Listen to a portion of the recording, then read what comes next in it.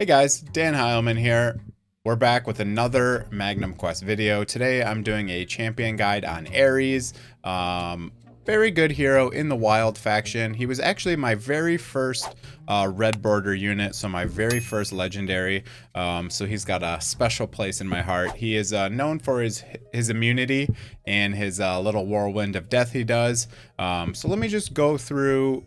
I'll just go through the skills real quick, and then I'll go through, what gear's good on him, which runes are good on him, and how to use him, what he's good at, and what he's not good at. So, all right, let's begin. Okay, so very first thing, I'll go through his skills. Everyone can read the skills, but I'll just kind of go through real quick what they do. Lets out a war cry and deals damage to all surrounding units. This is where he spins like he's doing right there on screen. And basically he also becomes immune to damage, which is nice. Immune to magical damage while this is effective. Immune to all control effects while it's effective. And he also, once he gets level 201, he unlocks this leech. Once he gets this leech ability, he becomes very strong because he has a very solid way of keeping his life up full. So very good there. Okay, so sweep attack, he does a sweep attack, inflicts bleed, which deals damage over time. Basically the bleed gets more damage later and also increases physical defense of all affected targets, reduced by 25%. Yeah, so there's a sweep attack. Well, let's move on here. Gains attack and haste bonus when dealing damage. This bonus is capped at 60% for attack and 15 points for haste. As you level this up, you get a little bit more haste and attack, so that's very cool. And last unit, when Aries takes fatal damage, he gains the death oh my god, I can't talk. When Aries takes fatal damage, he gains the death avoidance effect, which renders him immune to all damage and control spells for 4 seconds. This skill can be triggered only once per battle. So this is cool. He triggers this and makes him immune to death. So this is nice because you can put him in the front line and he is able to basically avoid death one time. So that's very cool. Yeah, so I'm not going to read the story. Let's next look at gear sets and runes that work for him. You're obviously just going to this is my plate unit that I use with the heavy armor here. So I just put my best gear on him. So I just use the auto equip, and you can see I have all 4-star gear almost on him. Boots are still 3-star. I have not started upgrading the gear on him. I've kind of been holding out for 5-star gear, but I should probably start upgrading some of my gear because I really have not been upgrading gear up to this point. Different sets that work good with him. You can use this set right here that gives him hit, crit, and some physical damage taken. Or you can use this set here, which gives attack, defense, and HP. Either one works. This set for health rate per second and reduced physical damage taken and all that, you could use on him, but he is a good damage dealer, so you probably don't want to lose out on that damage ability for those set bonuses.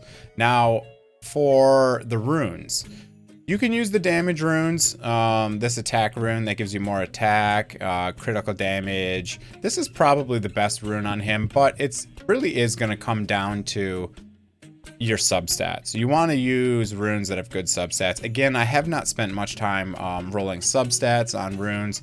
It's kind of hard to get gold runes and upgrade their substats. Actually very hard. So you're basically just going to look at your runes and find the one that has damage stats. You want crit damage, etc. Very good on him. You could probably use this one as well that gives you the more energy. You probably don't want this one, this tanky rune. I mean, you could if you run him frontline all the time, but I think you're better off with attack. But again, you're mostly going to look at your substats when you're deciding which rune you want to use on him. He does have a skin, so if you want to spend $20, you can get this skin here, which makes him look pretty cool. If you're a big spender, go ahead and do that. Otherwise, yeah. Does look pretty cool, so just a note there. Star map. So I'll show you what I've done so far in the star map. I have not unlocked a crazy amount of stuff in the star map, but you can see I get a solid chunk of attack, 5,400.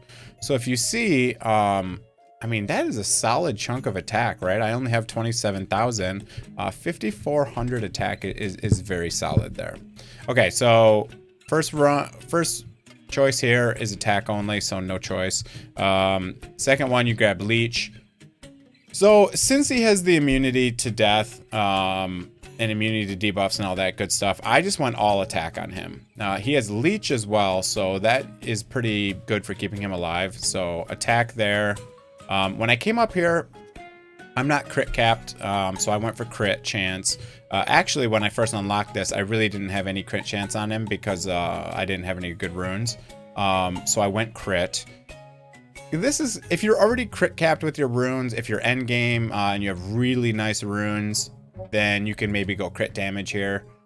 You could go attack as well, but I went for crit rate because I feel like you want to get as close to 100% crit rate as possible. Next one, I went attack again. You have a choice of defense or life, but I think again, full attack on him is good because he has that immunity to death the first time and because he has life leech. So the more attack you do, the more healing you do, etc. And the last one, I did reduce physical damage taken here. They also have crit resistance and they have crit damage resistance. I think either the physical damage taken or maybe the crit resistance would be the best ones. But yeah, I chose the physical one. Okay, and then after that, you will start to unlock some other ones. I'll make an updated guide on this once I get a little bit further, but there is a lot of stats you can get in this here, so I won't go through all of this yet. Yeah. Okay, that's the star map. What else do we need to talk about? I think that's it. That's it for him. Let's now show him in use and show him kind of what he does and why he's so good. So let me just go into dungeons here. I was trying one of these levels here, this ridiculous level with, you know, 3 healers and 2 shielders. But I just want to show you basically what he does. So you can combo him with Fair, and you see how Fair pulls everyone in. What you can do is you can actually run Aries in the back line, right where I have my Fee, and that means he'll run up there and he'll be able to AoE all of those. For this level, I have my Fair's ulti enabled right now, so he's knocking people back and stunning. I'm just using it for more CC, but if you want to use that strat I was talking about, don't go ahead and turn off Fair's auto ability. Yeah. But you can see what he does here. So he's about to use his ulti, and you'll see him spin around for a while.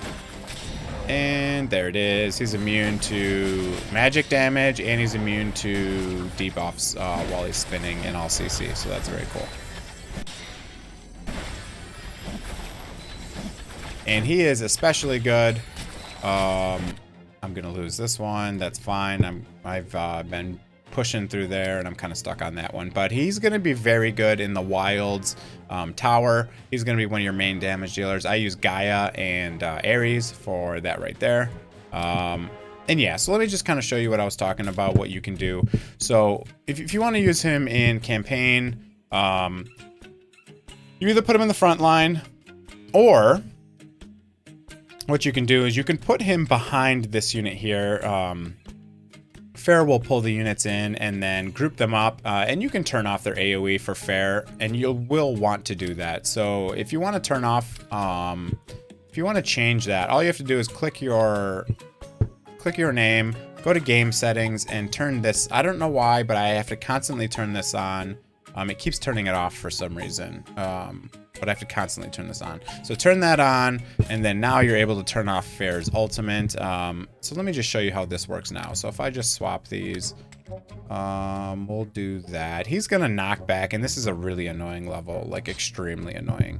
But we'll see if it works. So what you can do is you can turn off this auto. So now they're all grouped up, and now Aries can spin on these guys and do some good damage here, if he's not dead before he gets to do it. There we go.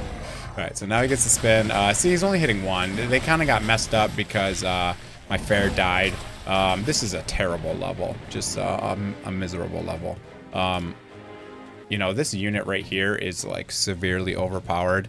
He puts this poison out and it just murders your whole team in like 2 seconds. There's not, I haven't really found a counter for this guy yet. This guy is like wildly aggravating for me. Anyways, it's not about him.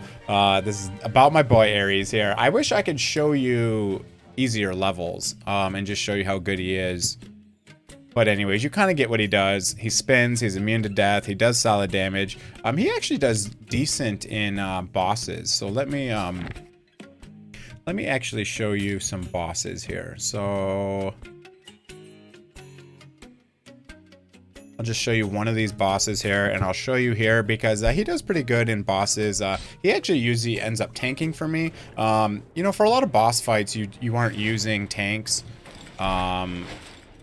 I don't know how aggro really works for bosses, but he's in my front line, and he's usually able to keep himself alive for a good amount of time. So I like him for bosses. He does decent damage as well. So we'll just fight out this boss here, and then in the end, I'll show you the damage report and show you how much damage he's going to do compared to my other units. So there's his ultimate right there. He's going to spin. He's going to do some solid damage. And look at all those numbers. You can see all the healing coming to him.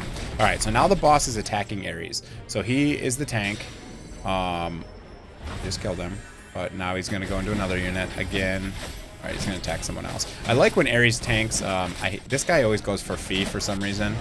I'm not quite sure the mechanics on this one, but he always goes for Fee first. I wish he would stay on Aries because Aries actually is very hard to kill with that lifesteal. You can see Gaia and Aries both have the life, so you can see a lot of the green numbers on top of them there.